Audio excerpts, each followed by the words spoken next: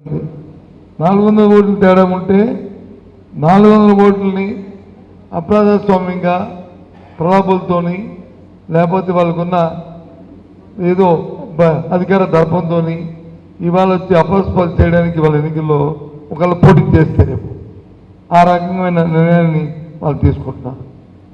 ఇది ప్రజాస్వామ్యంలో రాజకీయాల్లో ఇది మంచి సంప్రదాయం కాదు. అయినప్పటికీ సరే వాళ్ళ పార్టీ వాళ్ళ నిర్ణయం వాళ్ళు ఏం పడతారో పడతారు. మన పార్టీ మన వ్యవహారాన్ని మన జగన్మోహన్ రెడ్డి గారు మన పెద్దలందరూ నిర్ణయించుకొని ఇవాళ ఎన్నికలకు వచ్చాం. ఇందాక గణేష్ మాట్లాడినప్పుడు చెప్పాడు, సుమారు